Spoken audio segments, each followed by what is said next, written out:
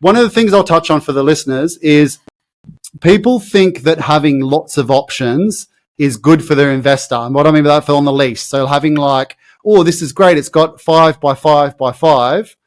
That people think that's a cool thing. They're like, oh, I've got 15 years worth of lease. It has no advantage to the actual investor because they're still allowed to leave at the end of the 5 years. That advantage is actually for the business owner so they can't get kicked out. So if you're a business owner, you are going to lease somewhere, get as many options as you can. Be like, oh, can I have 50 years worth of options of short periods? And then that way you're at least locked in. Worst case is they increase the rent to market rate, which they're allowed to do, which is fair. But yeah, the options are actually for the tenant, not for the owner. What would you prefer to see though? Like say 5 by 5 by 5 or just as an investor? As long a lease as possible with good guarantees, of course. So like I'd love a Bunnings on a 30-year lease. Like, brilliant. Like, so the long is normally easier for finance and it's more secure for you. So you can get as long, but the risk with the businesses, they don't want to sign a really long lease because they don't know where they're going to be kind of thing, especially for industrial. Like, and this is where like if you're buying like a little 300 grand warehouse, they're not going to sign a 5 or 10 year lease because they've got no bloody idea where they're going to be in 5 or 10 years. So they sign the shorter ones.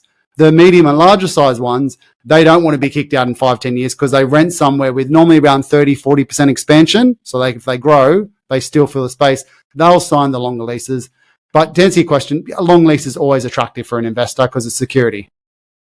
Yeah, going back to what you were saying before, it was might be the wrong analogy, but the old Robert Kiyosaki, right? Like it's like if you've got this money and you go and buy a commercial premises and use that rent to pay for the rent for your business or where you want to live, and then you probably make you're making more money on a return basis, right? Because you're buying something that's 7% yielding instead of buying a 3 or 4% yielding in Sydney or Melbourne. It's sort of like a bit of a no-brainer, but as always, there's always hugely.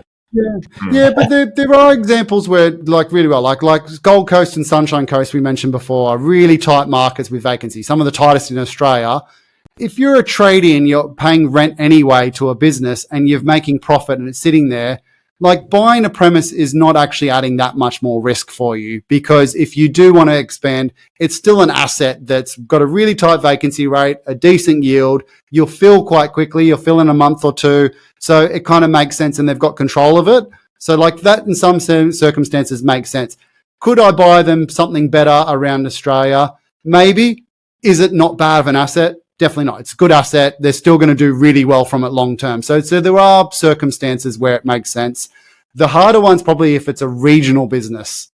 That's a bit tougher because they're kind of balancing the yield with the risk of it, and then the eggs are in one basket. But the fun part with commercial I was talking about in the last 3-4 episodes is there's no right answer. Every asset type, every asset location, configuration, lease terms, types of building, all changes the outcome.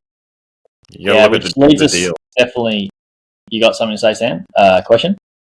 No. Just say it just all depends on the deal itself, and you make that educated decision. But as always, you've got to pull the trigger on something, and it's the point I always say to people is just write down the pros and cons of each one. So like part of my strategy call when people are trying to decide like whether we go residential, whether we go commercial, just write down advantages of commercial.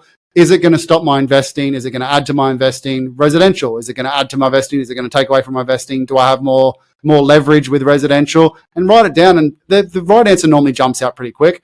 And if you still don't know, just make sure whatever option you buy the fundamentals. So in 10 years' time, you're still benefiting. Absolutely. And I think, that process is something we're going to hash out in our next episode. What you like, the key risks you need to know before buying a commercial property. So keep tuned, stay tuned for that one. Steve, thank you for coming on. We've got your book to give away. Where can people go to get that?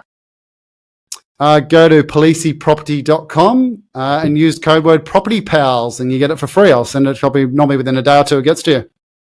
Yeah, awesome. We'll put that in the show notes. Property Pals is there's a few P's in there, isn't there, Jared? But Policey Property Pals. Yeah. Maybe we could. That's obviously the only reason why we got you on the pod, mate, because we love P's. There's another one podcast. This is where the 5 P's, the Policey Property Pals podcast. These, mate, you should be an actor with that. The synergies. Yeah, thanks for coming on, Steve. We really appreciate everybody listening. Thank you for listening, and we'll see you on the next one. Awesome, guys. Thank you.